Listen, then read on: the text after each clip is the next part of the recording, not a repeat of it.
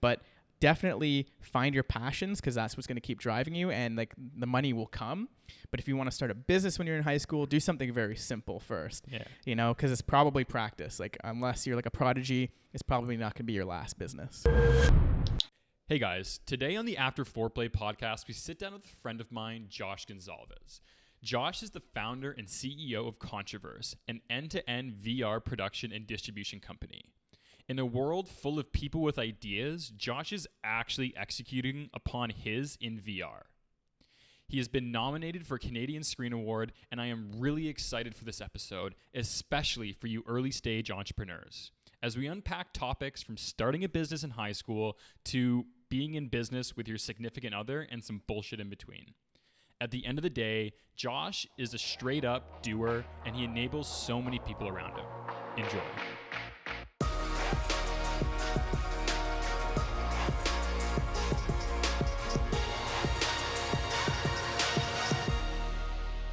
All right, and we're live.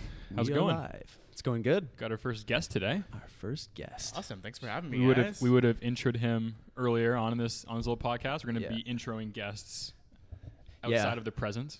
We decided it was Separately. awkward to Do I have intro any somebody in say, their or are you presence. just going to like Google me or like go on? I don't think we should let LinkedIn? you have any say, No. because then it's bias. Yeah, no, At least absolutely. go on my website and like see what I've said about myself first. Like, what does this guy think he is? All right, that's fair. Yeah, I Fair think that's fair enough. Yeah. So I think we can give a little bit of. I think we're going to intro Josh, but I think we give it like the viewers a little bit of backstory in terms of like how we're all in the same The room right now. relationship. The relationship. So I've known Josh probably like 3 or 4 years now. We went to university together, or went to the same university. I don't think we ever ran into each other while we were there. No, we didn't. At all. It was after I had left that we had kind of crossed paths. I think mainly over Webflow, right? Yes. We were both using Webflow to develop websites. Mhm. And so in like seeking out advice, I think we stumbled upon each other, and then we ended up just rifling messages back and forth while we were learning the platform. And through that led to like a bunch of other good conversations, I feel like. And now you guys are actually like heading the conferences that they do, right? Or the events? Well, that yeah, the Webflow is events in doing? Toronto. We're running the Webflow Toronto events. Oh, that's pretty cool. Which are pretty cool. And yeah, I think you had said, how much did Webflow raise recently? They just recently raised $72 million. Yeah, so I Series think A. both of us were really, we were both bought in on Webflow, but like hearing that kind of news. Yeah. Years ago we got into it. And it was cool. That's what got us kind of connected. And then Yeah. it's just been so much stuff ever since. I'm sure we'll chat about. Yeah, absolutely. So what initially were you using Webflow for? What So were you I building was- back then. So back then, I think I was mainly using it for like personal sites, prototypes, and then a couple client sites. Like I realized, I can use Webflow now to build fully functional sites for clients. At the time, I was just like a UX designer. I was just like designing apps, and like it just like a static image. But now with Webflow, I can build like a fully functional website, and it was super empowering. Right. It was, I think for that, it was like as designers, we were always handcuffed by development. I think using Webflow is like, we can do like anything we want now, which was like really, really cool. Yeah, it was. It's so cool that we bonded over Webflow, but we do pretty different things. now. Super different. I think we still use Webflow in our workflow for the different things. Yeah. Huh, that's cool. So what was the first business that you'd started? And was it in school or was it when you left? So interestingly enough, I would say the first business I started was actually a home recording studio when I was in high school. I was in grade 10, 11, and I just started learning how to like record music. I was playing in bands for like my entire life, playing in bands at the time, and I wanted to record our music. So I started buying all this equipment. I was recording stuff, and then other bands in the scene realized that I actually record pretty well. It sounded great. Posting it up on SoundCloud and like, wow, like we need to record our demos. We need to record our EPs. So What was the band? So my band was called Wild Frontiers at the time. Okay. It was like an indie band. Before that, I helped record like some screamo bands. I was like in hardcore, like Oh, really? like hardcore screamo bands before. I was playing drums, and then I switched to guitar, keyboard when I was recording. And then as I was recording this stuff, all these bands would reach out to me. They wanted to record, so I started making money off that. It was not only paying for all that equipment that I bought, but it was also paying for more. So that was my first like business, I would say. And then after that, I was like freelancing, which I still don't consider a full business because it was just kind of, me doing designs and stuff for other businesses. It wasn't really me running a full business. So we can kind of talk about that too. I mean, I see freelancing and running a business slightly differently. Yeah. What do you guys? Yeah. What are your guys' thoughts on that? I feel like when you start doing your own thing, the first thing you can call a business, you call it a business. Like it's like if you, I think Like anybody who's an on excuse to call it a business. you want you look for any excuse to call it a Yeah. business. I think as you get like more mature with business, I think there's a distinct difference between freelancing and business, and it's that like I think someone can be a solo entrepreneur without help and run what would be a business, but I also think they can do freelancing. I think the difference is building processes that multiply your time. Because like that's the product you're selling. Then is like now you're not selling your time. It's the transition when you start selling processes instead of your time, or systems you built instead of your time. Even if you're still doing the work, if you've built things around your life that multiply your time to where something that would usually take someone an hour is now taking you half an hour, and you're getting you're charging for an hour. I think that's when you cross over the line of becoming a business. Yeah, I totally agree. I think it's the time thing. Yeah. I mean, you can, freelancing is totally different. You're doing a service for people. You can sell a service business, but you can have other people doing that for you. It's not Josh Gonsalves doing, your web design. It's, your agency with like whoever else doing it. One book that actually blew my mind that made me think totally different about this stuff was a book called The Millionaire Fastlane. I don't know if you guys have heard of it. No, I haven't. It blew my mind. I highly recommend that book. And basically, it talks about the process of making money, and it's all about that exponential time, where you're not really dependent on the amount of time that you're putting in. You have processes, automations, tools, and other people that are making that money, that are doing the processes that you otherwise would be doing. So that was one book that like totally made me think differently about business. Interesting. I feel like it could be a sticking point for freelancers. Like they provide a full service for another business. They see the value go out, and it's all that the businesses need. And it's like, oh, I can just keep doing this and doing it. And then it becomes kind of like a crutch. Yeah. They don't realize that they're the bottleneck. Yeah, I can see a lot of freelancers getting stuck there, even when Yeah. they have a bigger business, more clients, For bigger sure. projects. I think another thing is that if it's a creative business, you're so attached to the work, and you're also getting hired based on your previous work. So when you're getting hired based on your previous work, you did the previous work. So that's a huge transition. Like when you start delegating creative work and you're so attached to everything you always put out, that's even more of a sticking point, like psychologically, than it is just like making the leap. It's like, even if you do make that leap, it's like, are you actually going to give that to the client, or are you going to redo it yourself before you send it to them? Literally. Yeah. I think you and I are on that same page. And it's like, it's the hardest thing, especially as a creative. And it's a different type of mindset where you just have to delegate and just be like, you know what, that's not how I would do it. But at the other end, you can get work that's way better than you could ever do, because that's not the way you would do it. Yeah. Right? Yeah. So It's tough. it goes both ways, but I'm definitely still trying to let go with some of that stuff. I feel as like there's well. still so many things I do day to day that I should not be doing. But Yeah. It's like that for all entrepreneurs too, right? Yeah. Like Yeah. it's always a hard thing to hire somebody for what you could be doing better. When you're like, it would take me less time to do this than it takes for me to train you to do it. right. Yes. Yeah. Right. That's Yeah. the sticking point. Yeah, man. Yeah, the That's training true. is a huge thing, man. That's like the biggest thing. That's what most entrepreneurs spend the most money on. It's the biggest headache, but worst part of hiring, right? The training. So I think that's like a big part, like systematizing what you do and transferring that to other people. And that's part of this kind of like fast lane idea that I brought up in that book, where it's like, listen, you could be designing one thing and it'll take you a week to design this thing, or you can have a marketplace website where you have like 1,000 different designers can go in and design stuff that other clients would go and ask people to design. So instead of me doing it, I can have 1,000 other people kind of working for me technically, and I'm getting a cut of that pie, creating a marketplace. So Yeah, it's kind of like a switch where you become passionate about building a system. Yes. Like that's the new thing you're building is the Yes. system. totally. There's you like autobiographies or biographies? Yeah. Oh, Okay. yeah. Have you read the Ray Kroc one? No. On the McDonald's guy? No, I Oh, haven't. it's really good. So he was like really, really passionate about building an awesome systems for business. So when he like came and saw the McDonald's brothers building out that restaurant, he came in and saw this like amazing, efficient machine that was making burgers. That's awesome. And that's the thing that he fell in love with, was the system behind it. That's so cool. And I'm Yeah. exactly on that point now. I'm super passionate about building like systems where something bigger than yourself. Yeah. Yeah. Cool. I think those are the entrepreneurs that make it big. I would think Oh, so. yeah. It kind of makes Yeah. sense, right? Everyone has a limit. You know, you can't. Yeah. Doesn't matter how much you hack your own time.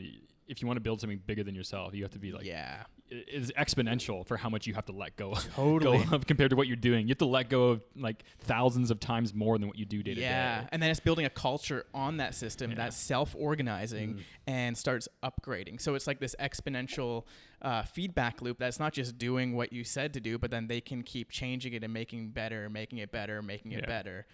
And doing and getting over that leap of like, I feel like every entrepreneur is always, and I've been saying it for as long as I was like, I wish I just had a second me. Yeah, yeah. If you like, everyone says that like it's a thing that could fucking happen, but there's no chance. Like if you ever get, and I'm still like stuck on that idea. Like if I had another one of me, imagine. Yeah. But that's the thing is you have to get over that. Like, you know, you're never going to find a second you. You can't find someone to just scale what you're doing. You have to scale little pieces of what you're doing piece by piece. Exactly. Yeah. I think that's like what Siri is supposed to be and what these like digital AI, what do you call them? Like assistants, like AI assistants, technically chatbot. Not even, no, it's not chatbots. It's something different. The AI assistants, that's what it's supposed to be doing. I think that's like the whole idea behind them is to kind of like duplicate yourself or like using it as your assistant, because your assistant should be your second you.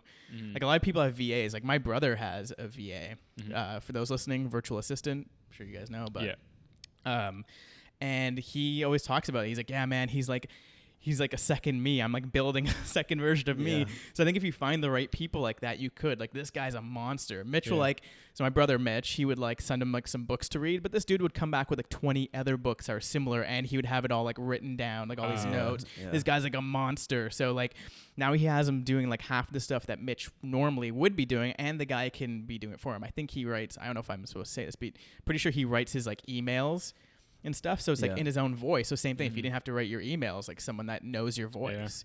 But if you had an AI assistant that could do that, you don't have to pay a person to do that, because I don't know if like that should be another person's job. Here's the real question though. What happens when two AI assistants start talking to each other?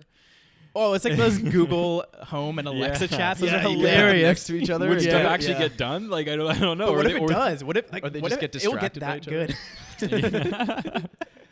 I feel like it could get that good though. That's kind of like what a virtual assistant's doing. They're just learning off what you know, the decisions that you're making, to the point where they can make those decisions and those calls on their own. Yeah. So where is the VA that he hired? I think he's based in India. Okay. I mean, that's pretty generic, but I'm pretty sure sure he's based in India. I mean, we have a couple of VAs, and they're all like, they don't really do the stuff that we do. They're more offloading business tasks. Yeah. I hired a VA from the Philippines about a year ago, and I started her off with all personal tasks, like really, really weird ones. Like I would just be interested in some sort of like what's the actual benefit of bone broth or something like that, and I'd be like, just look into that today and present the studies to me at the end of the day. But things that would be interesting, that would probably be beneficial, that they could just go deep on, that you don't have the time. Did they do it? Like, did you get like actual knowledge? Off that? Well, she still works for you too. Yeah, she still works for me. You transitioned her, but into more of like a awesome. business dev person. But she was doing everything. There's an app out there. I recently stumbled upon it, but I haven't tried it yet. It's called Magic. And I can't remember. I'll try to send you guys a link so you can like link it in the show description or whatever. I can't remember exactly what it was. I just remember it's called Magic, and it essentially was a VA tool, like a live chat, but instead of you talking to a chatbot, like they would connect you with a bunch of VAs, so you could ask it to do anything. So you can like give it your logins for like certain things, and it would do all these tasks for you. So exactly like a VA, but I would assume it's a lot cheaper. Like how much are VAs usually? Do you guys know? So in the Philippines, I think the average salary for like any like a white collar type of job, like a professor or something like that, is like $500 a month. Wow. Yeah. So anything a little bit under that. Under that is usually what we start our Filipino workers on and kind of graduate them up a little bit. Yeah. So pretty inexpensive for a full-time worker. It is very inexpensive. And that's where you can get things to like. So it's worth it. Yeah. It's worth it. And it also makes it a little bit more reasonable to do things like get them to research bone broth. Yeah. But then the challenge becomes their time zone is opposite in the Philippines. Right. So I had originally the VA working on our time zone, Eastern Standard Time, but then so she's up all night working, and it's definitely not healthy long term. So I don't know. Eventually I was like, okay, you're kind of independent now. I'll let you go back to your own hours, and then true. Yeah. Mitch's VA is nocturnal. I'm pretty sure he's really? on his time zone pretty much. Yeah. Or like the end, or like maybe the end of the day, like maybe it's like half. But you can work it out. you know, so that they're up for a few hours while you're up in the morning or at night. But or even if you just decide to change your hours a little bit, you know, like, I mean, at the beginning we were like having calls with them always at like 8 p.m. That's 8 a.m. their time. That's not super obtrusive to like everyday life, especially when you work long hours. There's ways around it. Yeah, I've been working with Ukrainian developers on a new product from Contraverse. So we didn't really get into that, but my company, Contraverse, virtual reality company, we're just building a new SaaS product, and I've been working with some developers from the Ukraine, and that time zone is actually awesome, sort of, for us, because when I wake up in the morning, it's the end of their workday. So they just finished all their work, and they have about 2-hour time period where I can review their work, send them feedback, and those extra 2 hours, they'll implement that. And then that's my morning. Right. Everything I need to get done is done. Even set them up for the next day. Exactly. Right? Like, yeah. to really like hit the nail. That's exactly it. Yeah. It's cool. Really good time zones. So I think like hacking time zones is really cool too. That's interesting. Because I mean, I'm really, really interested in remote work culture right now. Not just with hiring like VAs and like other people like assistants, but like full-time staff members that are completely distributed around the world. And there's a lot of really good companies out there that are remote. Like Webflow, I'm pretty sure, is mainly remote. That's what we had heard. We had met with some Webflow developers that said. And then there's so many companies that are building tools for remote teams. So like Notion, which I got you guys on, is like one of the best things ever. And that's such a great remote work tool. Right. So what do you think about that in terms of like what we're talking about before, like building culture in a company and then having, you know, a lot of remote workers? Do you think that you could build a strong of a culture? I know that there's a lot of people in e-commerce right now that are kind of tied up once they hit like a certain scale where it's like, should we just be hiring people here, or even though we can get 2 or 3 people abroad? What are the benefits and drawbacks? And it's been something that we've kind of discussed too, where you don't have that person with you all the time. You know, what's your opinion on that? It's super hard. Like, honestly, I really don't know, because I'm still in like the early stages of all You've this. You've got a good amount of people though working now remote. Yeah, we have some people remote, some people here in Toronto working with us. And I got to say, from my experience so far, it doesn't really matter, but having the team all in one place, like physically, it's something totally different, because, you know, nowadays with like remote work, with social media, with all this technology, there's something that happens when you all get together. Like, we could have done this podcast over like Zoom or Skype, but there's something about us being in the same room. Like, I can like touch you. Like, it's weird. Like, this is like so immersive. And I think the culture, when you're all in the same group like this, and you have something a little bit deeper connection. And we're talking earlier before we started this podcast about the Facebook headquarters and like their culture. I mean, it's a huge workforce, but there's something about that culture where you're going to a place. It's like you go to Facebook land. It's like going to Disney World, you know? You can watch Disney movies and like that culture spreads, but as soon as you go to Disney World, like it's something totally different than watching it. But you can almost make that same analogy where, you know, watching Disney movies and all this different Disney crap that's out there. It's all over everywhere. Don't trash Disney. I love Disney, but crap, I mean like physical, like plush toys and stuff. Yeah. Like it's part of their culture, and they're spreading that culture around the world, but there's something different when you go to a Disneyland. So I don't know. I'm still toying with that idea, but I think virtual reality will help that a little bit. It'll be somewhere in between. And I would love to talk about that. So like, I think VR in workplace collaboration is going to be a game changer. If you guys are interested in this, look up a company called Normal. Just type in Normal VR and you'll find them. They have some really good Medium posts about how they're a fully remote team, and some of them have never even met each other ever in real life, and they work together in VR. So they built this tool called Normcore, where they can all basically build multiplayer VR games together. And that's what the company does now. They build multiplayer VR games, but they also work in VR together. So instead of, you know, hopping on Slack or whatever and chatting, they put on a VR headset and they're actually talking to each other one-to-one, and they can draw and type in VR space. So there's a lot of other companies doing this VR remote collaboration tools, and I think that will be the future of work. Interesting. That is really interesting. Yeah. I feel like that could bridge the gap a little bit. You could bridge the gap. Yeah, I mean, we've been talking about like too. It's like you're saying, getting a little bit of a deeper connection. You could get that so much quicker. You know, if you onboarded someone new, rather than having them come to the office, if they lived, you know, in a different country or something, or going to see them, like you could get that little bit of connection that day. You know, like just Amazon Prime them and Oculus or something, and then like, all right, hop on a call, and then everybody is in the same room and stuff. It could be interesting, like especially early on in like a working relationship. Yeah, and I feel like that could, for people who aren't really in the VR space and they don't really know too much about it, that could be like a little overwhelming you know, like, because I'm like imagining like, if we have like a VR work environment, it's not gonna look like an office. We're gonna be on fucking Mars or we something. can do whatever we want. Like, Yeah, it's gonna be. And then imagine now you have like 50 people like, hello, welcome to Mars. Like, dude, like I would want to just go 1-to-1 in like a room and then be like, okay, now we're just like, let's take it step by step. So like, I mean, I always talk about ethical VR, and I think that's part of it. You know, especially if you would ask them in the onboarding process over like a flat video like Skype or Zoom, have you used VR before? Like, no. Okay, let's take this slow. Let's chat first together. I'll show you around our space and how we work and how we do this. Some good VR HR practices. Yes, yeah, hell yeah, man. I think that will be huge. I'll be a whole other job. Yeah. I've never done VR multiplayer or had more than just myself in it. Dude. How close is it to feeling like you're actually in the room with the person? So close. Really? Yeah, I mean, it depends on what you're playing. But again, so that company Normal just came out with a game called Half and Half. And it's awesome. So I played with two of my buddies, Mike and Michael, two Mikes, and they're also VR developers, and we've used this tool that they created called Normcore in our own app. So we've made multiplayer games together using their tool. And then we decided to all buy that game the day it came out last week, and we all met up in VR and we're all there. But the funniest thing is their avatars are fucking hilarious. They're like, you're like these weird blobs, and the way that they have their arms linked, like your arms don't move like ours do. It's always wavy. So like when you move your arms, it's all wiggly. So you can imagine people just kind of doing this like wormy movement, and then the games in there are hilarious. Like, it's just like so delightful. Like it's something that's beyond just being together in a room. Like you can do some really funny stuff. They have one game in Half and Half called Hide and Seek, where it's a 4-person game. 2 people become hiders and 2 people become seekers. The 2 people who are hiders become small, really small, like mouse size, and they're running around this tiny little place. And the people who are seekers become giants, and you're like looking around like, where are you? And the people who become big giants, their voice gets changed. So they like, you can talk to each other through the headset, and their voice becomes really deep. They're like, yo, I'm going to come find you. And then the people who are little, like, oh my God, run away. Like your voice automatically gets changed. And it's just so fucking funny. Like that's something you couldn't do in reality. You can play hide and seek in your apartment here, but like not like that. Yeah, that's cool.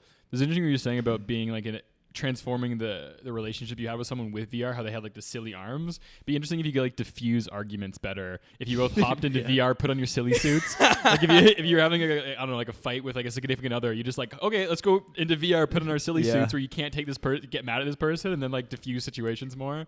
I'm doing that with Marissa. Oh, really? Yeah. So long story short, Marissa is both my significant other and partner in Contraverse. So we're always in VR. I think we're gonna use that. We're gonna jump into Half and Half, go wiggly arms. Jokes. We don't really argue that much. Like we're pretty cool with that kind of stuff. I mean, you kind of have to if you're working with someone and like living with them. But I think I'm gonna use that one. We're gonna do that. Yeah, put your silly suits on. Cool. Yeah, next time I come over, I'm gonna bring over the Quest so you guys can try this. We have to do it with that empty room because you're saying we could do like room scale, right? Oh yeah. That'd be sweet. So I'm interested if you're willing to talk about it, about like how your relationship's been going. Sorry, what did you say your name was? Marissa. How your relationship is with Marissa, and also being a business partner. Because we have a couple friends that are doing their business with their significant other, and it's always like, you know, like we had.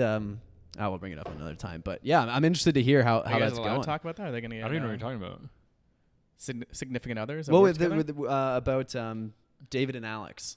Oh yeah.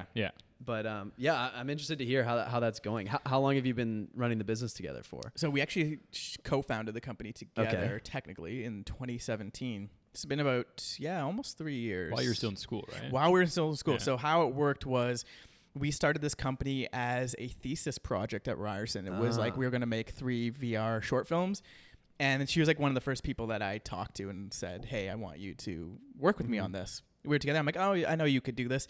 And then like we worked so well together that when I wanted to spin it off as a company, like it made total sense for her to be the co-founder and like really help me out. Me being like the creative brain and her being like organizational. She's like an executive producer mindset. We need one of those. Yes, she's great. Yeah, we need one of those. How much time does she have? Does Marissa have any sisters or also organized? Yeah, and it worked out awesome. So I'm totally cool talking about this stuff. In fact, one of the podcast ideas that I've had to reboot, we're just talking to you guys about my old podcast, how we canned it.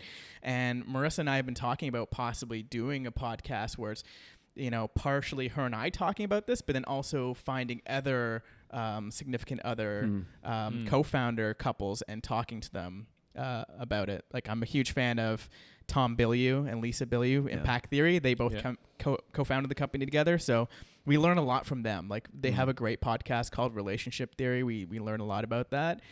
And then for me and Marissa, it's just really about setting boundaries. Like, it's really easy to get caught up and just keep work on all the time, but knowing when to turn off and like, okay, like work time's over. Let's, this is like personal time. So we're pretty good with that. But I mean, of course, there's some times where it's like 11 p.m. I'm like brushing my teeth. I'm like, I just had an idea, but it's great that I can talk to her about it. I don't have to like, call someone up or like text them. And then she's like, oh yeah, great. And so it's good. I personally enjoy it. I don't know if it's for everyone. It's definitely for a certain type of person / like relationship. Yeah, so that was what I was going to ask. Like, would you recommend it to somebody who's considering it? And like, what would be the factors that you'd say, oh, well, maybe you should make sure this is good first? Or how would you tell somebody or advise somebody who's thinking of starting a business? I just want to clarify the time. You guys were working on the project before you started dating? Or no? No, we were dating first. Oh, okay. Yeah. Yeah, we were dating for about a year before that. Okay. I don't know how I'd recommend. I'd have to like psychoanalyze these people.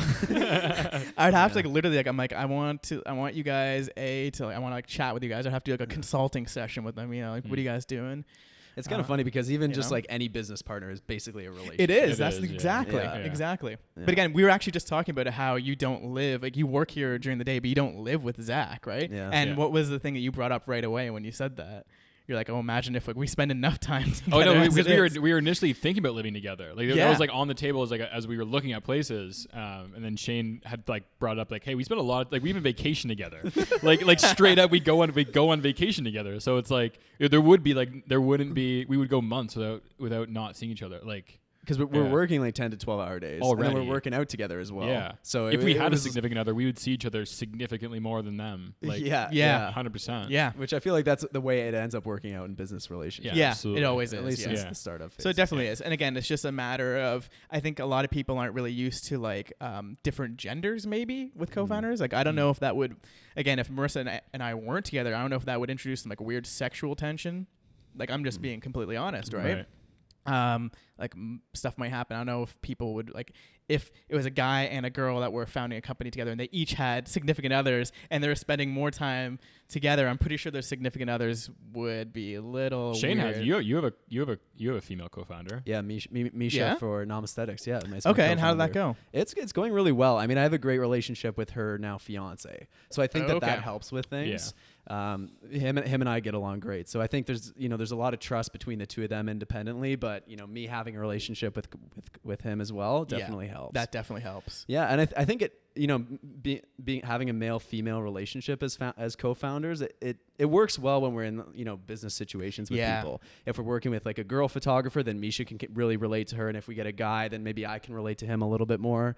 So I think it definitely has its advantages. So totally. It's worked out well for us so far. Nice. Yeah.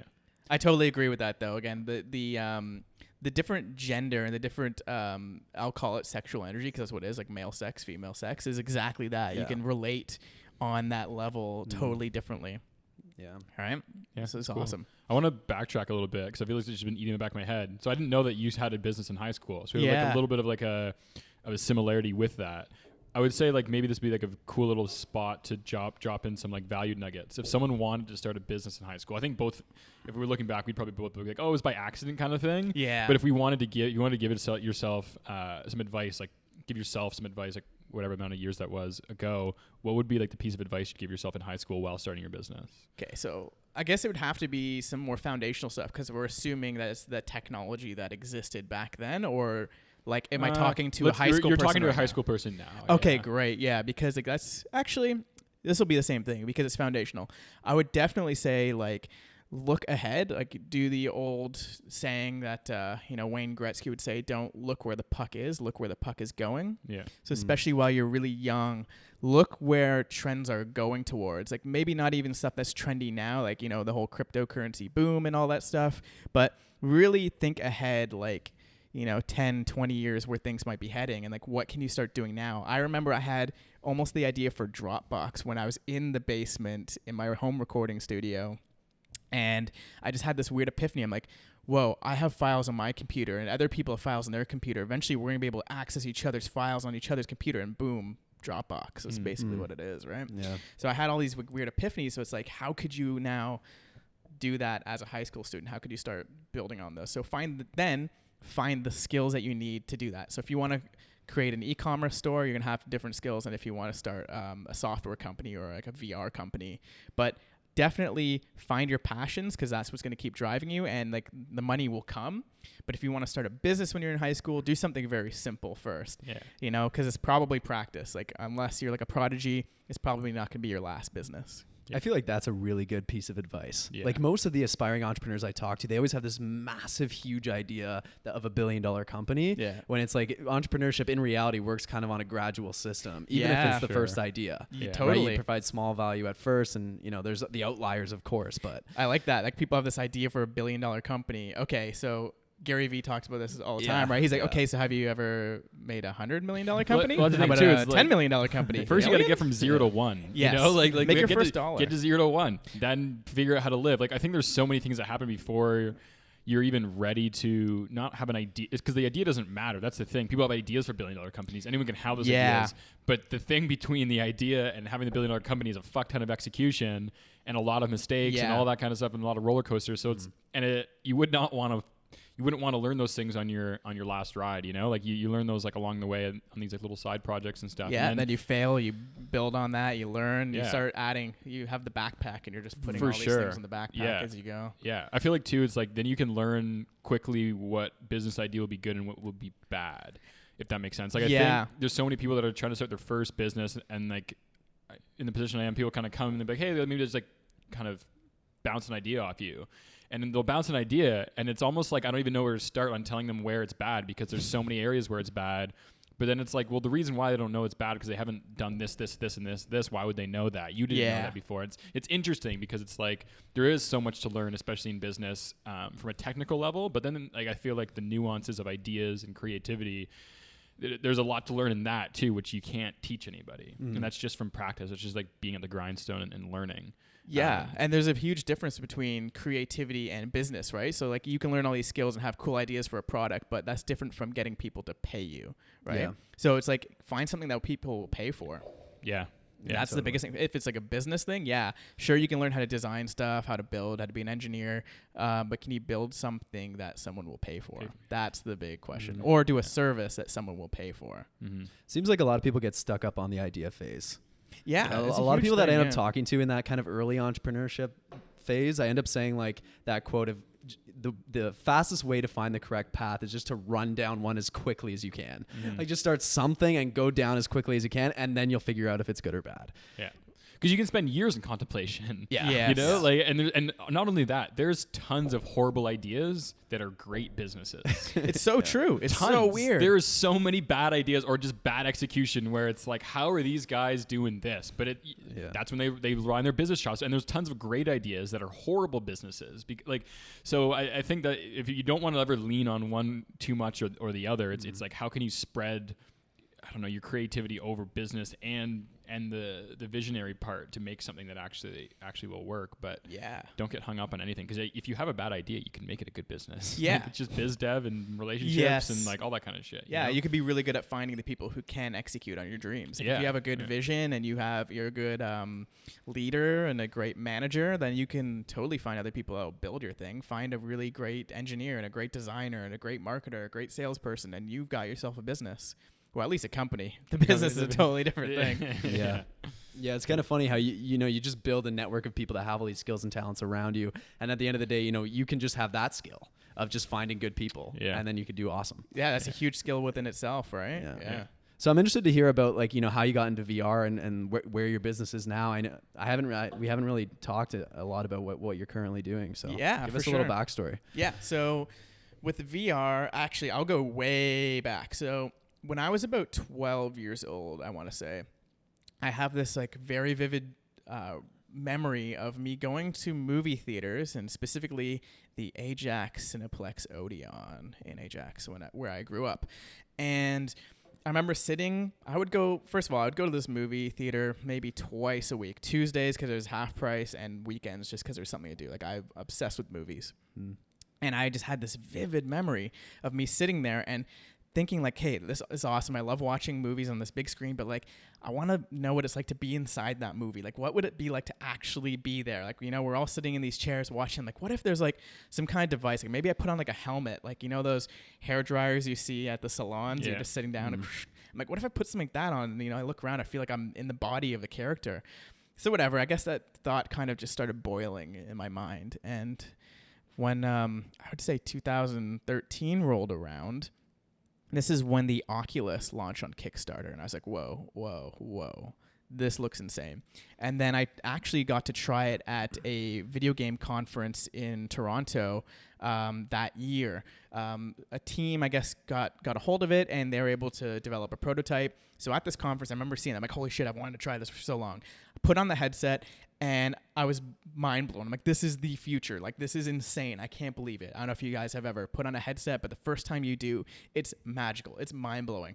And this is the first developer kit that was super rough around the edges. Yeah. Didn't look great. But again, I had that forethought of like, hey, it looks like shit now, but like, just you wait. It's going to get really, really good. And then I kind of was like, okay, video games are cool, but I'm like, now you can go inside a movie. I'm like, I don't want to just, play games. Like, what it would look like to watch movies in 360 degrees. Like, you can shoot it. Surely you could. Mm-hmm. So right after that, a couple months went by, and then the Oculus DK2 was launched on the Oculus site. So now you can order the next developer kit, and I bought it right away. So I got a hold of that, and I'm like, okay, great. I'm going to see what I can find online of like content. Was trying stuff out.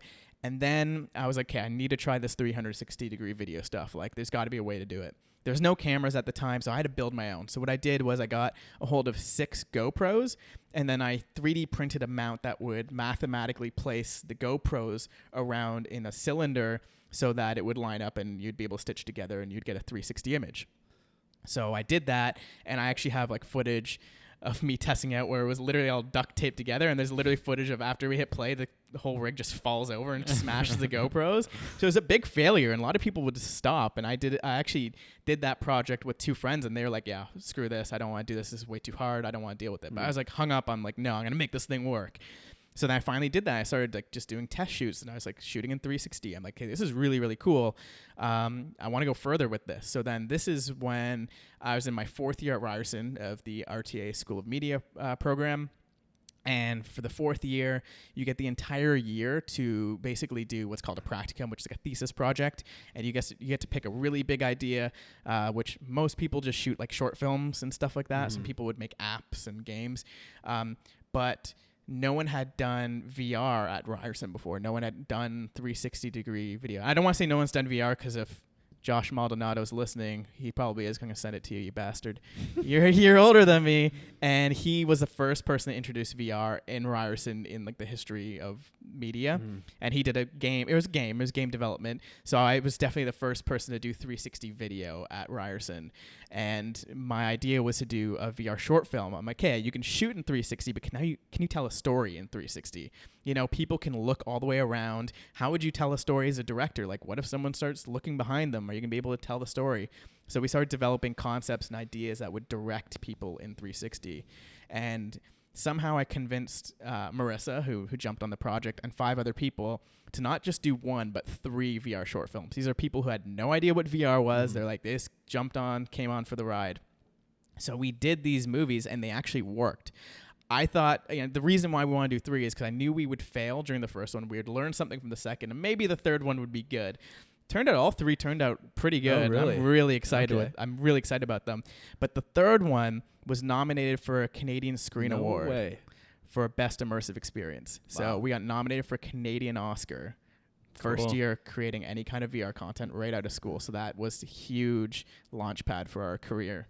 Dude, that's insane. Yeah. So what was the third movie about? So the third movie is a movie called Contraverse, and it's sort of like a Black Mirror episode in VR, where you actually become the main characters in like a Black Mirror type episode, where you're in the future and everyone has augmented reality glasses that's connected to an AI assistant, and it kind of plays. I don't really want to give anything away, but it kind of shows a darker side of that connection. I like that. Yeah. So what was your process like of figuring out, okay, we're going to do 3 movies. How do I figure out what they're going to be about?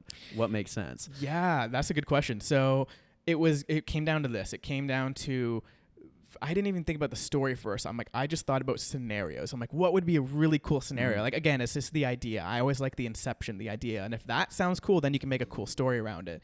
And the first thing was just like, what would it be like to be part of a heist? Like, that's insane. Like, your blood must be rushing, right? Yeah. I watched that when I think you were at like a conference or something, and I watched that one. Really enjoyed it. Yeah. The pond. Yeah, thanks, man. Yeah. It was, and I was like, what would it be like to be the getaway driver? And I love the movie Drive, and there's a scene where you're kind of like, you're with Ryan Gosling when he's like in the getaway vehicle and your heart's just pumping. I'm like, what would it be like to actually be there? So that was kind of the idea. And then the second one was just a straight up psychological thriller. I'm like, what would it be like to be a guy who's going crazy? Let's write a story around that. So then I worked with a writer and we crafted these really cool stories around these ideas. So I really like starting with the ideas. Yeah, that's cool. So what were some of the obstacles that you ran into that you might have not been expecting? Oh, man, so many. So a lot of them were technical, obviously. But the other ones, I would say, this is our first time, well, my first time working with a larger crew and cast and stuff. So this was also the first time where I delegated a lot and I let everyone kind of do their thing. So it was kind of hard managing a team. That I would say is the biggest obstacle for me personally. Again, like, I'll just be completely blatant here. Like, we had an art director that just shit the bed sometimes. Like, we came, we're like, hey, you need to bring these objects on set, and they didn't come with them. Like, well, how the fuck are we going to shoot this if we don't have his glasses? Like, random things like that. So you have to trust people. That was so again, people management. People management is hard, but again, that wasn't so much my job as director, but you still have to direct people. So it's not just the cast and crew. But it's all the people. And I guess if people are really interested in the challenges of 360 video, and this is the one thing that keeps coming up, is like, think about when you're shooting a regular movie, you can hide behind a camera. You can have a whole crew right behind the camera. Yeah. What happens if it's 360 degree and people can look all the way around? You can't just see a crew randomly in the room. You want to feel like the only people in that room are those actors. So we had a unique challenge of like live streaming that camera remotely to like a tablet in another room. So our whole crew would have to be in a separate room, hidden in a van, hidden wherever, and we'd all have to kind of like remotely direct the scene. It was really wild. I would think it would be hard for the actors too. Like, was it their first time doing 360 video? Yeah. Oh yeah. They said it was weird because this is the feedback we got from them, which was, usually in film, you're told not to look in the camera, but we told them look in the camera as if you're staring into someone's eyes. Because when you put on the headset and you're looking at the camera, that's the person looking at them. So I said, don't think of this as a camera. This is a person. Think of your audience is right here. It's this little camera here. So they're like, yeah, that was weird. That's interesting. I feel like when you're saying too about like the art director that shit the bed as a note, these are people you can't fire either, right? Because you're doing practicum with them. Yeah. Like, you can't. You're doing a school project. Like, it's not like you can just be like, hey, you're fired and bring someone else in. Like, you're stuck, and I feel like that can also affect like the morale of the rest of the production. I assume. Totally. Right? Like, Totally. But yeah. And you're how old at this time? I was 22, 23. Pretty young to be managing a bunch of people too. Yeah. Yeah. Oh yeah. So many challenges I can think of coming up. So there, man. many It's challenges. a But again, crazy, I'm glad crazy venture. Yeah, I'm glad I did it early on because I feel like I learned so much from that. Especially like it's totally different where like you're on different locations. You have to shoot things like really quickly where time is money. Where like literally you're burning cash like by the second with like actors and like the locations and all that stuff. So like that did teach me to like, you have to just go. You have to go next. You just have to like, the next moment's coming, put everything behind you and just keep moving forward. So you bring that into like business. Because right now we're not in production mode. So we haven't really shot any original content in a while. We recently did some like client work, 360 video, but now we're really focused on like product. And then, again, what we've been talking about is totally different mindset of like creating a system and creating like a product than like creating content. It's a totally different mindset, but being able to do both definitely strengthens both sides of the brain, left and right brain, for sure. So where did things go after these films that you produced? So, okay, this was the biggest challenge, actually. The biggest challenge and what actually sparked the idea for the company and what we do now is that showing people VR and screening VR is a fucking nightmare. It's not like you go into a movie theater and there's one projector system that everyone sits down in a chair and they watch the same thing. Each person basically has their own TV set strapped to their face when they come in, right? You have to make sure the headsets are all charged, that they're all being cleaned on time, and then how do you make sure everyone watches the content that they're supposed to be seeing? Not to mention, most of these people have never put a VR headset on in their life, so they don't know what they're doing. Like imagine giving grandma an iPhone for the first time. She doesn't know what the hell she's doing. Yeah. So we had to like develop these tools that would basically strip away all of the user interface. So they just put on the headset and it just works. So then we wanted to also show our movies in a cinema setting. Like what would it look like? Again, that dream that I had when I was 12, when we're all sitting down in the cinema watching the same movie, but immersively.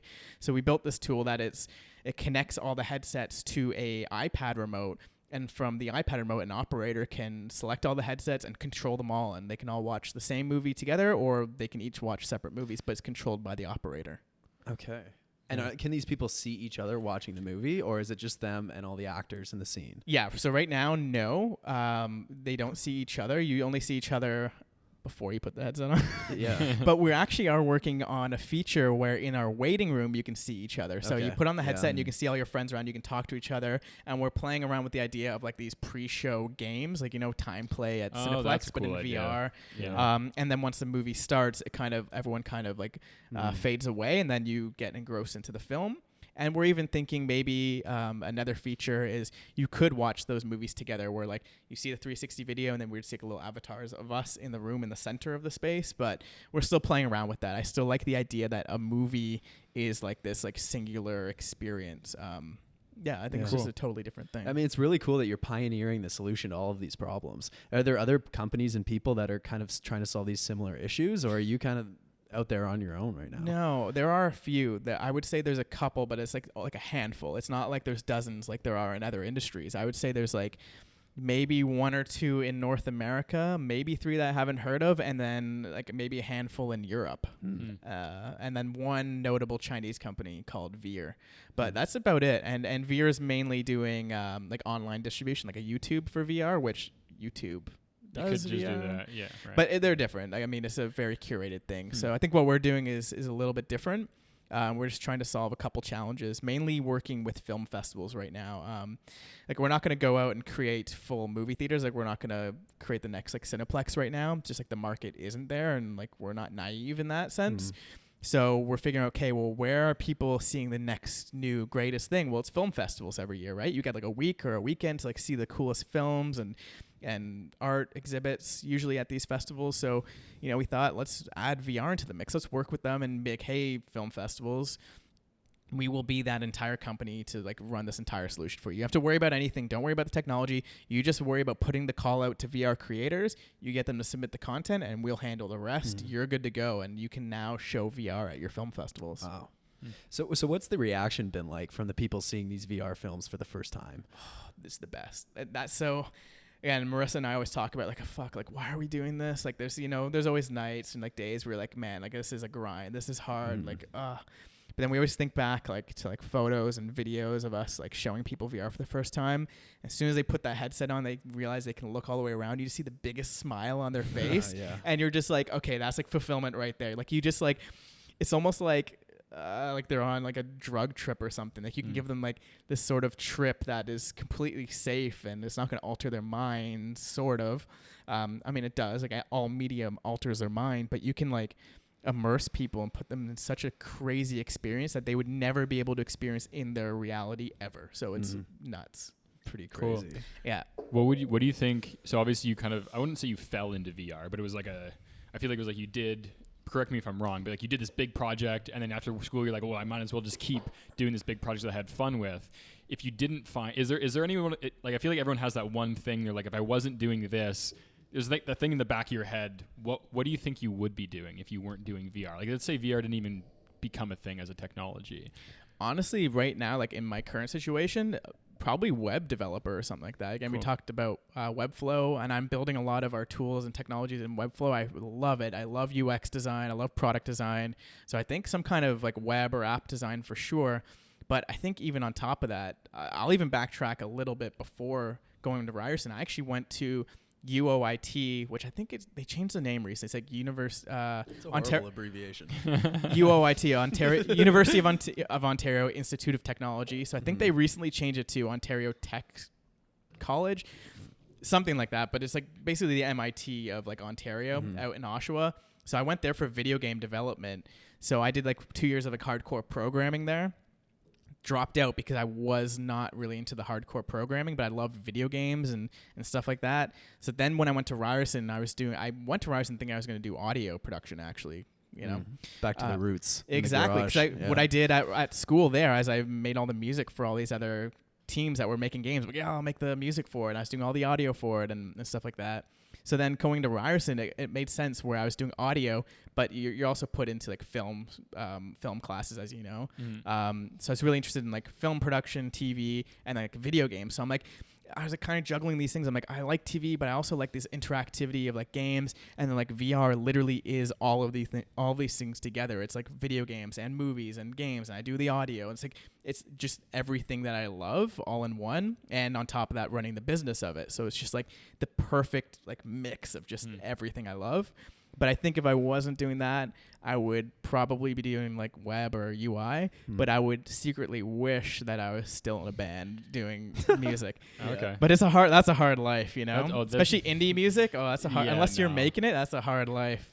It'd be fun. You could make a VR experience where you're on stage and just craft like 5,000 people in the audience and live it every night before bed. Rock band VR. I'm a rock star. I have always said if I could do anything, like honestly, if I could do anything, it would be like go back to the 80s and be a rock star. Yeah. Oh, in yeah. the 80s. Yeah. Because like the scenario always plays out in my head where it's like you could go and essentially command people as like a god. Yeah, like pretty much. The closest thing that we have to a god. It's the closest thing as to being a god, is to being a rock star. But why in the 80s? Have you not seen like Jared Leto recently? Because I want to be able to just show up at a bar after and fucking make everybody's day, party, and no one else shows up.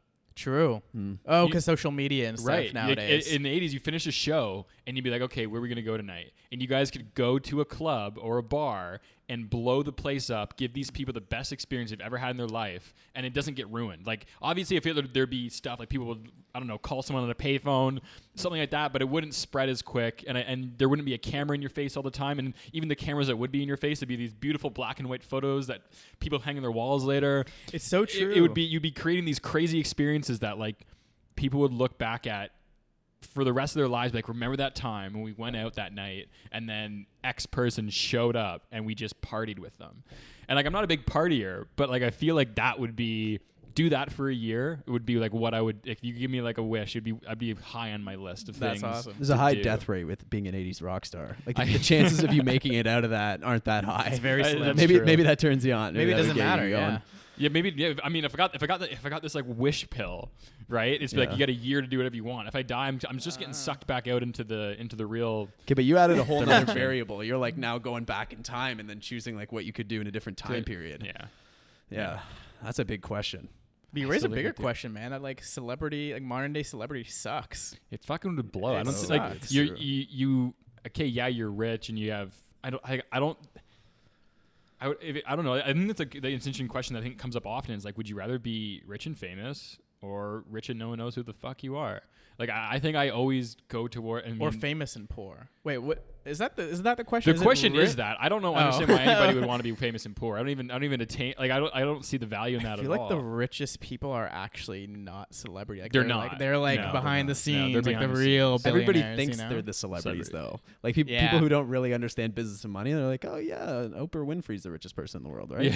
Yeah. But no, like someone pays Oprah. Like, yeah. There's like mega yachts you see. Yeah. You're like, Seen a lot of people. No one like, knows his name. The big A yachts and the big A one. I don't know if you guys have seen that one. It's freaking massive.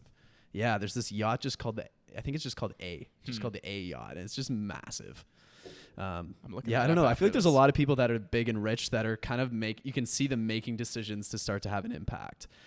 Right. Like I would say like Ed Milet. Do you ever listen to Ed Milet? Oh yeah, I love like his podcast. That seems like a guy that kind of made a conscious decision of going to somebody who's rich and relatively not known to being like, okay, I want to make an impact now, and it just goes from 0 to 100 really quick. Where all of a sudden like he's a pillar of like personal development as it is right now. I mean, like even I would say there are people like Grant Cardone out there.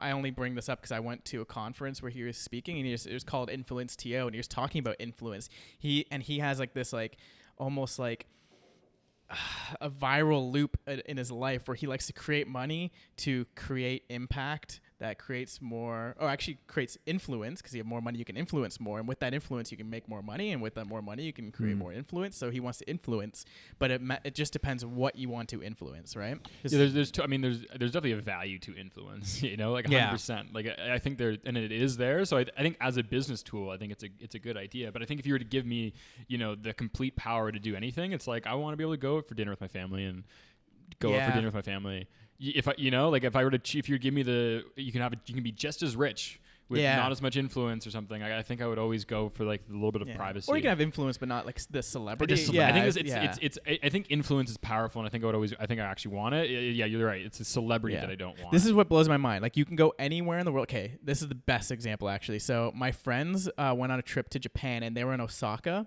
And they just happened to be in Osaka, and they were like, "Oh, let's check out this place for dinner." And they go in like, "Holy shit, is that Harry Styles?"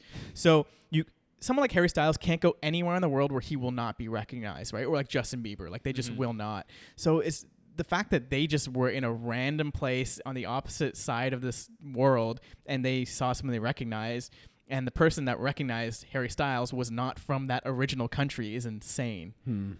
That is insane. Yeah, so who would be, if you could have a conversation with one celebrity, who would be your pick of just running into them on the street and be like, hey, you want to like grab a cup of coffee? Almost like straight celebrity. Almost like you don't. I feel like celebrities, like you like someone just because you like them, not for anything specific. You know, like you might like their music or something, but I think that like if you have a business, someone that you look up to in business, you like them for business. But like, I feel like celebrity is a little bit lighter. It's just you get it's like a starstruck feeling. Like what would be the one person you'd be like, oh yeah. Would I be starstruck, or I'd want to like talk to? Starstruck, where you'd be like, where I'd be starstruck. Yeah. That's really hard. I'm gonna say the one celebrity I'd want to like talk to is Joe Rogan. Dude, I feel like that's all three of us. Like, I don't get starstruck at all. I don't know if I do. If Joe Rogan was in a restaurant, I'd be like, oh my, like I wouldn't know what to do. Like, I don't know if I get weird. starstruck. So like actually last weekend, me and Marissa won tickets to have like this like fan experience with Arkells, which are not even like a huge band. Do you guys know them? Cool. Yeah, they're an awesome band. One of my favorite bands. But Marissa got so starstruck. Like, I feel like I was talking to the whole band, whatever, and then like we're getting photos with them, and then Max, the singer, is like, asked him, "Oh, so what do you guys do?" And Marissa's like, "Oh yeah, we're working full time." I'm like, Marissa, stop lying to him. No, you don't. You fucking started a business. And she's like, I don't know. I froze. I almost told him I was in school. That's so jokes. So she's like, yeah. I'm like, you screwed it. I'm like, yeah. Hopefully he doesn't remember you. Okay. It's so hard to tell what you'd be like in those situations. Oh, for sure. You're right. I don't know. I don't know if there'd be someone I'd be starstruck. But it would probably happen. I'd be like, I don't know. Yeah. Have you ever ran into a celebrity or like somebody everybody knew and also you didn't? Oh yeah. I think there was one time at TIFF. What's his name? He has a brother. Fuck. I don't know celebrities at all. What's his name? Is that like a movie star? He's a movie star actor. Has a brother. He does lots of work with Jonah Hill. Oh, Ben Affleck. Oh no. Franco. James Franco. So I'm really bad with celebrities. Yeah. So like we had went somewhere and then we had seen James Franco and I was like, all these people are going crazy. I'm like, this is weird. And all like literally, because like someone's like, hey, go to this red carpet to see James Franco. I'm like, okay, I got nothing to do. And we go, and then I'm all these people are jumping up, taking photos, and I'm just standing there because I'm like, it was a weird thing where I'm like, I don't get this. Because like I had never been to a concert or anything. So like there was this weird thing where I'd never put myself into situations other than like sporting events or something where there was anybody. I just didn't understand it. It was weird. I was like, what the fuck are these people doing? Like he's just walking. Like it was like he's not even performing. He's just there, and I didn't understand it. And then later that day, I was working at a Starbucks after the premiere, and he went in, ordered a coffee. No way. And it was this weird thing, and it's stuck with me ever since. Is that so? Like, and I didn't go up to him because I'm like, I have nothing to say to this guy. I have no value to give him. What am I going to say? I know who you are. Like, that's weird. Yeah. What's your name again? I know you though. If you never do that in normal life, right? If you're like, oh, like a security guard you had seen, be like, oh, I know you from being a security guard. So I had no desire to do that, and it was this weird thing where I'm like, okay, all these people that were around me before would have died to like be in a Starbucks and watch him get a coffee. And so it was this weird thing where it transformed it. I'm like, I made a rule for myself. It's like you never fangirl or go any, because then I feel like the universe doesn't put you in these situations. Yes. You know, because who does James Franco surround himself with? Nobody that would be jumping up and celebrating, right? Yeah. And so if he is like attracting people around him, it's not going to be the people that are jumping up and celebrating who he is. It should be like, oh, he's a guy. And so it was this weird realization where I'm like, okay, not that I really want to not that I want to surround myself with celebrities, but it wouldn't be the worst thing. And so I felt like this little, I don't know, piece of anecdotal evidence for myself was that, okay, treat them like people, and then there's more chance of you becoming closer with them. They'll give you more respect because you're not like on this weird like pedestal. More above respect, you. and the universe will just give you more situations where you can be with that person as a human. Yes. Right? Like if you always look at this person as more than you are, you'll never be able, the universe will never put you on the same level as them, and therefore you'll never be able to work with them or connecting with them as a person. And so I kind of created a rule for myself, but the one person that I feel like I would break the rule for would be Joe Rogan, and I don't know, like I don't know what I would do. Because I feel like he's influenced my life so much. Yeah. It's almost like I don't know how to, almost this weird thing like, how do I repay you kind of thing. You know, you've given me so much for literally $0. I've never given Joe Rogan a penny, but he's given me like so much. And I think that's that weird, it's a weird discrepancy in like value. It's like, okay, you've given me so much and I'm just who I am. And I think that would be the one that would like throw me for a whirl. Sounds like you're setting yourself up for the perfect romantic comedy. You know, I feel like there's so many romantic comedies out there. The celebrity like getting into the coffee shop, shedding all the, you know, the paparazzi, and they sit down beside someone who doesn't know who they are. You know, like, it's so refreshing, Zach. Thanks, Emma Stone. So what's your celebrity crush? Celebrity crush? Yeah.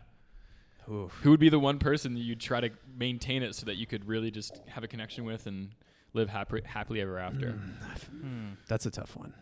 Tough one? Is it going to be like a romantic relationship eventually? Yeah. No, 100%. Yeah, 100%. Yeah. I gotta say Jessica Alba, man. I feel like it's such a mainstream answer, but she's got so much going on, man. Okay. You know, just the look, and then she also has the Honest Company, so she's kind of entrepreneurial. You know, she's not just a face. I gotta say remember that? What was that movie where she's all like klutzy and everything? Good Luck, Chuck. Yes. Yeah. We all knew it. That was a good one. Yeah, and she's all klutzy and everything, and she's so cute in that movie. Gotta go Jessica Alba. What's yours? I don't even because like if it was like that's hard. There's so many. There's so many, and there's so many so mainstream many, answers you don't want to say. I don't want to say a mainstream answer. Yeah. Like there's definitely. I mean, off of looks, it would be like people like I don't know, like Mila Kunis and and just like those people that are just like very interesting looking and different than the average person. You know, like But Emma I feel like Watson could be a good one too. Emma Watson would be a good one. She got some depth to her. Yeah. So here's something interesting. So my parents are both flight attendants, so they kind of run into a lot of famous people on the plane and stuff. And they'll text me and be like, "Guess who I ran into on the plane?" And it's like, "Oh my God, no way!" And then what do you say to them? And it's like, "Oh, chicken or fish." You know, but they run into a ton of famous people. And so my dad told me this story. He does a lot of Londons.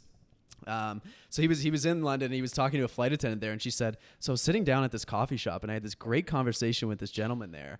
And then at the end of it, he got up and bought me a coffee, and I was like, wow, that's so nice of him. And then when she went up to talk to the cashier afterwards, he's like, oh, you know, the gentleman you were sitting with bought your coffee for you. And she's like, oh, that's so nice of him. She's like, do you know who that is? She's like, no. And she's like, that's 007. That's Daniel Craig. And so she had coffee with Daniel Craig, and then he bought it for her and left, and she didn't even know. That's insane. Yeah, awesome. that's pretty awesome. Yeah, that's cool. Yeah. But yeah, so yeah, apparently being a flight attendant, you get a lot of celebrity run-ins, which makes sense. I think a plane is it's like a small canister where you run into a lot of people, and all most celebrities take traveling a commercial. Yeah, it's flight. most commercial for business class, first class, whatever. It's not all private. Right. I saw one of the Dragon's Den dragons on a flight. Jim, the Boston pizza guy. Oh, okay, him. I actually worked for a dragon. Did you? Yeah, I Who worked at was a that? VC firm. Joe Mimran. Joe, which one's Joe? I thought you guys would know this. Come on. Brown hair guy. No, he's the white slick back totally, hair, totally. glasses. Oh, thick. yeah. Okay. He's a founder of Joe Fresh. Right. And Club Okay. Monaco and all that stuff. So what'd you do for him? Again, that was another thing where he's like the celebrity, right? Like he's a celebrity entrepreneur in Canada for sure. And I had this is like one of my first jobs I did out of school in between like starting my business, where I was like kind of running this business, and I'm like, I still want to do some like design work, and I needed money and want to pay student loans off. So I worked for this VC firm for a bit. And I was a in-house designer, but because the firm was so small, it was like the two partners, and then they had like 3 employees. I was invited to every single meeting, every single like team meeting, and every time an entrepreneur would come in and pitch. So I had this crazy like 6 months where I came in and saw VC pitches like every single day, and I was just a fly in the wall writing notes. And I was able to just kind of watch this. It was like the best reality show you could possibly get. Was there any consistencies? I mean, were you able to see which projects got funded by the VC firms? No, it was a weird stage because they were in like this growth stage where they were finishing up a portfolio. So this is at the time actually when Spotify was going public, and Spotify was one of their portfolio companies, so they're getting a nice cash out. But this is also the time when they were shifting between tech companies, which is one of the reasons I want to work with them. Okay, this is really cool. And now they're shifting to consumer focused products, which I think you guys would really be interested in. They had a lot of omni-channel. So basically what they want to do now, their new portfolio is turning consumer brands into omni-channel opportunities. You know, companies that would just be selling on Instagram or just like at the Bay. Now they want to omni-channel. Their theory for this portfolio was, you know, just be everywhere that the consumer is, and you have a better chance of making the sale, right? And focusing that on. So I got really obsessed with this omni-channel. I'm like, well, this is like really cool. It kind of makes sense, right? Like if they should be able to buy from you wherever you are. If they're on Messenger, there should be a way to do it, because all of these platforms allow some kind of like transfer of data either between an actual transaction or at least a link that would go out somewhere. So it kind of made sense. But it was really interesting to see the pitches that were coming in when there were like these omni-channel consumer brands. I'm trying to think what I saw that like really sparked interest for me. Nothing notable, to be completely honest. They're smaller Canadian companies. Do you remember what they were looking for in these brands to find promise?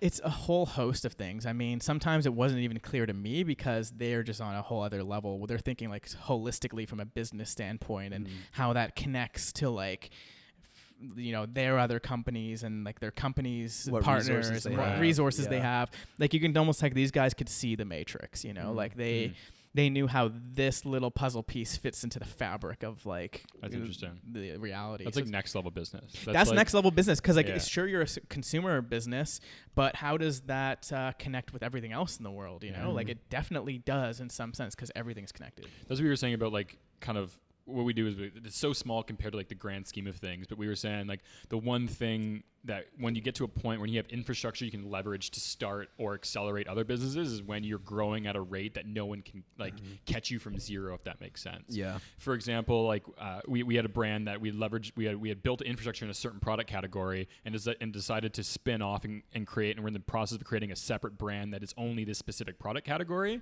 And it's like, okay, well now we've got like shipping, fulfillment, production of this one product, this one type of product, so ironed out that we can move so quickly and deliver an amazing customer experience from like day one. Whereas anybody trying it now would be like trying to catch up, if that makes sense, you know? And I think that's an interesting way about even from business and also just things in your life. Like how can you start leveraging everything in your life towards a different goal, you know? Like in your fitness, even like if you know how to do this, how can you leverage what you've learned or your body in this to then accelerate in a different pursuit or a different sport or something? There's so many things that I think as an idea on how you should execute, you know, looking for leverage at any way or how you can build leverage for the future is an interesting thing. Yeah, leverage is a game changer, right? So, you know, again, everything that we're doing now, we're leveraging other things. So you can build the core technology. Like you can build a bike from scratch, or you can go buy one, right? Like, so you can build like the very core principles from like a coding perspective of like hard coding, or you can use Shopify. Like you can build your own store, or you can use Shopify. Right. It doesn't cost that much, and it's getting you from 0 to 1 so quick.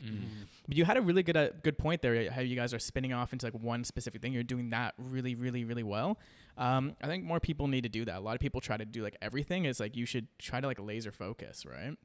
Right. I'm just trying to think of a really good example of that. I was listening to a podcast. I feel like that's something you're really good at.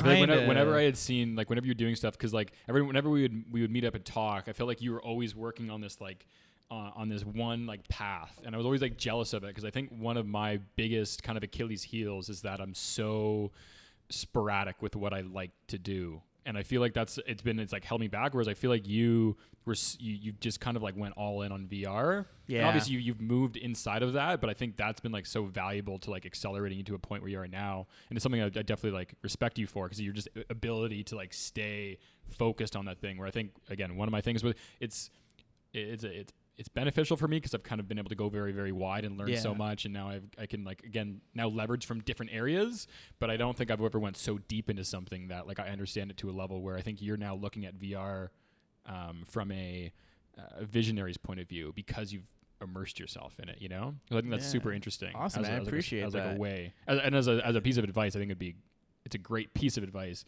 not something that I think I can take, but I think it's a good, a solid piece of advice. Yeah, I mean, focus is a huge thing. Like laser focus is like, it's like definitely a superpower, right? It's like Superman's laser vision. One thing that helped me with that, I can send this to you. I think I have before. Sam Ovens, his training. I don't know if you've come across him on the interwebs. He has a website called consulting.com. Obviously not affiliated, giving him free ads. Here you go, Sam. It's really good. And like I really love some of the stuff he teaches. And he has a free video on YouTube called like Laser Focus. If you search it, whatever. But you can imagine like you are at the center, like you have like a circle and that's like your energy level. And you can put out your energy like 1% into 100 different directions and you only get like an inch far on all these different things. But if you take all of that energy and you put it into like one thing, you're going to go, 100% on that one thing. You're going to get really far. Mm-hmm. So I think like early on, it's actually great to go wide to start learning about all these different things, because you have to learn about sales and marketing and production and UX design, all these different things that just kind of like interest you. And I think you should do that anyways. But when it comes to like your goals and stuff, I think it's like, it definitely is worthwhile to like, just, you know what? I'm not going to have shiny object syndrome. I'm just going to like put the horse blinders on and just go full steam ahead. If it fails, it fails. Like screw it. I'm just going to go all in because you have to like, burn the boats. That's the biggest thing, you got to take the island, just burn the boats. Yeah, now all your men. Love that saying. We use that like awesome often, quote. And we've used that in a recent business where it's like, we're just gonna fucking burn the boats on this one. Yeah. And sometimes you just have to. Sometimes it hurts at the beginning, but just like ripping off a Band-Aid, and you just do it. And you're like, okay, whatever. And then you still have time. Like you can always like on your free time, like read about other things, listen to podcasts. Like I still listen to hardcore music. I still play drums on my free time. Like after I'm done for the day, I have an electric drum kit in my apartment. I'll put on my headphones, plug it in, and I'll play music and I'll play drums, play guitar, and I'll still do that. Maybe I don't want to become a professional musician so much, but at least I have the skills to do it if I wanted to, or like I'm at a party and someone's like, hey, jump on the drums. Like you can still have all these things like, whoa, I didn't know you could play the drums too. Like, you can still do those things, but like you have to have that one thing and everything else can be, like, you can still do it, but like, for that thing that you want to be known for, like you can't, no one's really known for like all these crazy different things. Not so much. Do you guys know anybody that's like known for like a million different things? Like they do so much. I mean, if you look at someone like Elon Musk, they've definitely, it's all in technology and innovation, but he's doing. But still laser focus, right? Still technology innovation. For sure. I mean, he's definitely doing like tons of like different things in like different lanes, but I wouldn't say that anybody should relate themselves to someone like Elon Musk or like create their day-to-day practices like him. It's not really sustainable. I listened to this interview with Johnny Ive, like the head of design at Apple. Oh, actually former head of design at Apple. Aluminium. Aluminium. Yeah, and he had said that it was after like Steve's death, and they had said like, what was the biggest thing that you had learned from Steve? And it was focus. And he said that Steve had come up to him early on in his career, and he said, hey, like are you focused right now? And Johnny's like, yeah, like I'm only doing Apple stuff right now, because Johnny, I think, was one of those people that was always like taking on projects, really cool design. I mean, any designer I feel like would be in that boat. And the way that Steve Jobs had framed it was that he had said, he's not like, what are you like? Not only are you working on one thing, he was like to Johnny, he said, what have you said no to that you really, really wanted to do lately? And Johnny's like, nothing. And it was at that point when he said, okay, you're not really focused until you're like, just as you need sacrifice in every part of your life to like really accelerate, you need to sacrifice things you want to do to then. And it was an interesting thing that I was like, when I had heard it, I was just like, fuck. Because I say yes to absolutely fucking everything. We even say yes to things we don't want to do. That's the hard part. That's the worst thing you can do, man. Yeah. I think there's benefit, like coming back to what you're saying about like just, feeling widespread amongst a lot of things. the quote that comes to mind is that Steve Jobs commencement speech where he goes, you can't connect the dots looking forward, you can only connect them looking backwards. And I feel like that's kind of like a good quote to keep in mind when you feel like you're widespread. It's like it's really hard to think where is this going right now, but then looking back, you're like, I mean, and I was thinking of you as an example. It's like now in e-commerce space, it's like, well, all these skills of animation and creating media is working so well for some of the companies that we're doing right now. And it would have been really hard for you to say, oh, I'm really diving into animation now for the products that I'm going to be building a year from now. That's super interesting. Yeah, because when you think about like how quickly we can move on some certain things, because I've been able to go wide, it's like, you know, yesterday we were building like a new little animated logo for like one of the new brands, and then the next point I was like developing inside of using HTML and CSS, and like I think there is some definite efficiencies in it. Right. Yep. But is there also inefficiencies? Could you leverage, let's go full circle, guys. Could you leverage assistants and people that do each of those jobs? So it's like, hey, instead of like, this is the way I think of it, and it's going to be hard to try to explain this in words. It's like, you're pulling literally levers. So instead of, that's what leverage is, right? So instead of like, I'm going to go design this logo and do all the animation, do HTML, CSS, that's you going like little bit, this, that, little tweak, whatever. And it takes you so many, like how many levers, how many times are you moving? What are the movement points? What are those things that you have to connect in your mind? Whereas leverage is like, hey, I want design.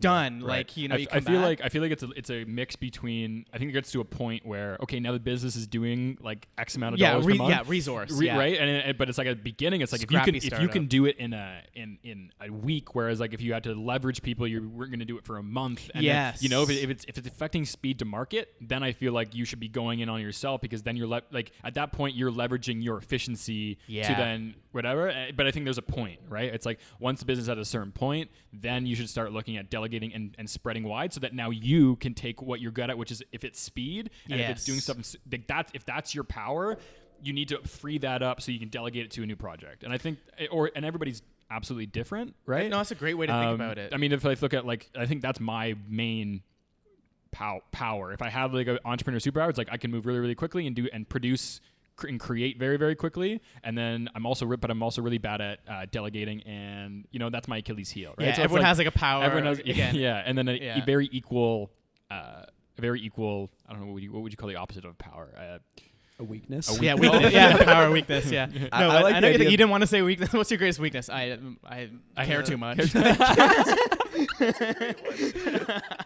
Yeah, I like the idea of being able to know something well enough to hire good people. Yes. You know, that was something that was said to me really early on when I was trying to learn Google ads and Facebook ads and all these other things. Well, it's like eventually you're going to hire somebody for it. So if you know it well enough to hire somebody who's going to do a good job, then that's, you know, a really good outcome. Yeah, you should know a little bit about it. Again, like I'm so glad that earlier in my life I learned how to record audio, because then when it came time to do my films, I think we got it done much quicker because I knew some audio. I was able to kind of make some tweaks if I needed to jump in and do it. So I think it's, again, you should kind of know like little bits of it. Maybe you don't have to go like all the way deep into it, but if you're shallow enough to like know how to do something, you can jump in and make some tweaks. Like, again, knowing Webflow, I'm working with developers now, but luckily because I know it and I've done it before, I can go quicker and make decisions much quicker as well. I think all of that was like, I think everybody had a lot of good value in that. 100%. That was really good. I think even what you said about being really focused on things, but then also having not side projects, but like other kind of passion things going on, just to make sure you're not in the same train of thought, running the same neural pathways. And it opens up your mind, you know, like to open. That's where you get the best. You don't get the best ideas sitting down trying to think of an idea.